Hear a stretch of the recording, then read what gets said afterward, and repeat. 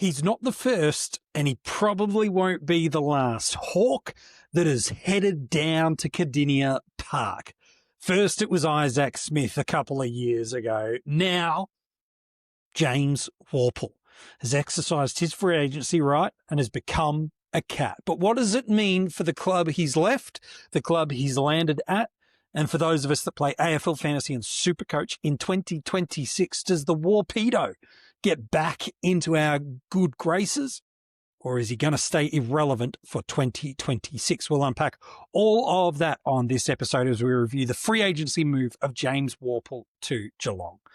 Well, last year, 18 games. It's a pretty solid effort. He's had some inconsistencies over the last handful of years, whether that be some form, some injury-related things, but 18 home and away games last year is as good as he's been over the last couple of years.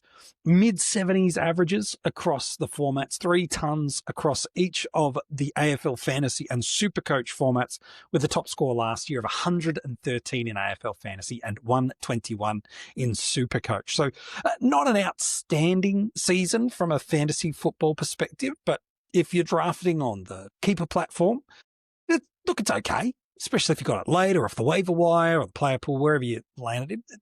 Look, it's fine. It's certainly no first round pick, but it's fine. But what does this move mean, though, for the club that he has left?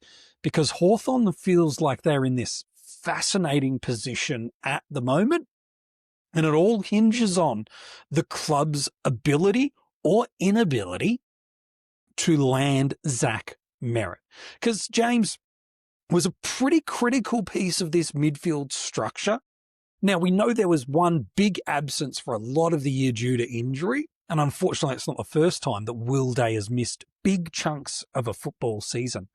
But you do get this sense that if 2 big variables can land for Hawthorn, then not only is the loss of James going to be minimised, but also we could see some pretty drastic changes to the way Hawthorn play and what that means for us in AFL Fantasy and SuperCoach.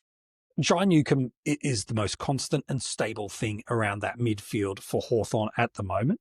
And if they can get a fit Will Day, which adds a little bit of class, a little bit of poise, and a different dynamic in terms of power and speed, but also just some agility. He does feel like that perfect in and out sort of modern midfielder that I can see exactly why Hawthorn have built this midfield around him and Duke Jai Newcombe. The other important piece here is Zach Merrett. Can they convince Essendon to let him go? It's going to need to be an incredible high value trade that gets it done from picks, players, the works. But you do get this sense that from a Hawthorn perspective, they've convinced him privately. He hasn't declared it publicly, but everyone around the AFL football media landscape knows and sees that Hawthorn are his destination of choice. The duty and the obligation now rests for the Hawks to get it done. Let's make the presumption that Merrett gets there for the sake of argument. We could give you a quick reflection on what it means for their midfield if he doesn't, but for the sake of argument, what it does mean is they've got a really clearly defined 3, again, on the premise of fitness for Day, and then also on the premise of successful trade of Merrett. Well, Newcombe, Merrett, it is as damaging and a dynamic and different looking midfield 3 that everybody has in the AFL. Like we're going to talk a lot about, again, on the premise that Petrarca goes to the Gold Coast Suns, of Track, Anderson, Rowell. That's an amazing outcome. Dunkley, Neal, McCluggage, Ashcroft, amazing. This top 3 now of Hawthorn is right in the mix for as good as the elite 3 of anyone else. So if they can land that, well, now they've got a clearance beast that can also do some defensive stuff in Newcombe. They've got a brilliant accumulator of Merrett, and then that inside and outside outlet that Day can become both polish and also just this exquisitely extractor of the ball. So they've got a nice trio of options through that. So I actually really like it, and it should mean that any departure of Worpel as a free agent is not only mitigated, but it's actually not even noticed because you've still got that defensive big body mid in a Connor Nash who plays those defensive roles. And then we did see some increase of centre bounce time over the year for both a Josh Ward, a Cam McKenzie, and then the occasional floating through of players like a Dylan Moore. You just feel like the throwing in of Merrett will more than offset the loss of James Worpel. They're different types, but I don't really think Hawthorn are going to really be lacking too much given what they've got sitting around the edge. And that's on the big variance that they land Merrett. If they don't, well, they're going to continue to need the development of these youngsters of Ward and McKenzie to kick on to be able to make sure that happens, that they stay in and around that top 4 consideration, which is really where they should be now, pushing for premierships. What does it mean for Geelong? This one's where it gets a little bit interesting for me because their midfield mix, there was this kind of misnomer about how broad they were, but it was a really clear, defined top 3. It was Atkins at 71% centre bounce presence, and then the next 2 are very, very similar in Bailey Smith at 70 and then Max Holmes at 66. Then you see some divergence with some guys that play 1 or 2 games like George Stevens, and then it really cascades down to a decreasing workload of a Patrick Dangerfield. Brian Myers had sort of a 4 to 6 week stretch where he was in and then out, and then an O'Sheen Mullen had weeks where he was in and around it, other weeks he wasn't. Mark O'Connor, like Ted Closey, like it was their 4th and 5th options were very much ad hoc's too unfair to say, but very much needs based due to who they had.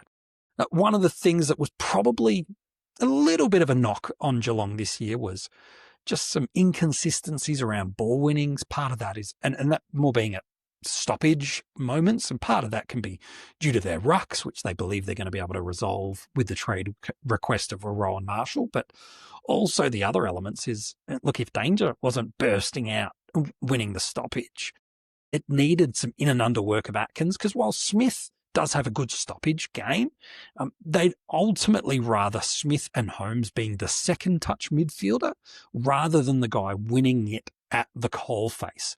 And so I can see why Geelong have gone to get James, is because he adds just this ball winning dynamic that can extract and then get the ball to this outside run and carry that is absolutely dynamic, both in endurance and in elite high end speed. So I actually quite like this move for Geelong. I think it's going to set them up beautifully and add to that clearance game that we're seeing less need or capacity of a Patrick Dangerfield, and also then allowing Tom Atkins to, where needed, focus exclusively on the defensive side and not have to be a bit two-way. And clearly his strengths are the mitigating of a number 1 midfield ball winner rather than being that himself. What does this mean for us in fantasy footy in 2026? Well, again, from a Hawthorn perspective, Worpel's absence will only benefit us other fantasy prospects if Zach Merrett doesn't land. Otherwise, the likes of McKenzie, Ward, Nash, Day, Newcomb, kind of irrelevant, the absence. But I am intrigued to see what this could mean for Geelong. As I mentioned, Bailey Smith's a better stoppage player than probably given credit for. And if he's not having to play that role as dependent as he did this year, then maybe we might see a little bit of regression off Baz. I'm not saying that's definitive, but that might be something that we see. That could be very easily offset, though, with a little bit more transition scoring, which in AFL fantasy could only mean, potential more opportunities for impacting the scoreboard, for SuperCoach, more score involvements, for more uncontested possessions. It could actually be a really favourable thing for both, but I actually don't think it's going to be great news for Worpel's scoring potential. Like, Geelong have such a transition ball movement game and such a heavy market share of who scores and how they score is their high half forwards and those 2 kind of damaging transition mids in Holmes and Smith. So I think it's a long way back since 2019 when Worpel was fantasy relevant for us, when he had that year of mid-90s. I know he's had a year in the 90s a few years back in SuperCoach, but outside of that, he's just not been anything that has been fantasy relevant for us. And I just don't forecast that again at Geelong. So maybe late as some depth in a draft, I could get behind that. But even with dual position status, I still don't see him being anything more than a 70 or a low 80s guy across the format. And so to me, I think it's draft relevance and late draft relevance alone, and not really somebody in your classic or salary cap formats. Do I think Worpel's going to be someone I'm really keen on?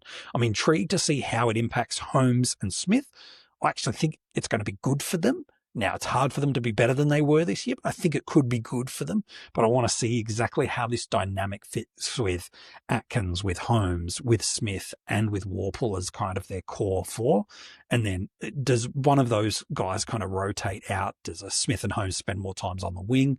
Not too sure that's going to be the case, but I'm fascinated to see exactly how this midfield rotation works. So to me, Worpel, fantasy relevant, not really, but he might be able to give a slight bump if they can get a little bit more better consistency of ball winning around them. Again, it might be just as linked to a Rowan Marshall should he land there. But yeah, to me, Worpel's not someone I'm really pursuing in 2026. But do you agree or disagree? Why don't you comment and let me know if you're watching this on YouTube, what your take is on James Worpel and his fantasy prospects for 2026. If you're listening to this as an audio podcast and you haven't given us a 5-star rating, make sure you do so. And also inside the description of this episode is the links to join our Patreon. Right now, every single week throughout October and November, we're dropping a special episode for our Patreons where myself and fellow coaches panelists Kane go through who we believe are the most important players to have in a keeper and a dynasty league. So whether you draft in that format or you're just kind of missing fantasy footy content, make sure you sign up, become a Patreon, gain access to that. Not only does it give you an insight on who we value highly in keeper and dynasty leagues for draft, but also give you some indication of who we're forecasting to really boom and potentially bust in 2026. Hey, thanks so much for tuning in every single time a player moves clubs this trade and free agency period. We'll drop an episode for you, giving you our thoughts on the club they've left, the club they've landed at, and what it means for them and the surrounding players in 2026. Thanks so much for tuning in. We'll be back soon with another player that's moved clubs and what we think it means for them in 2026.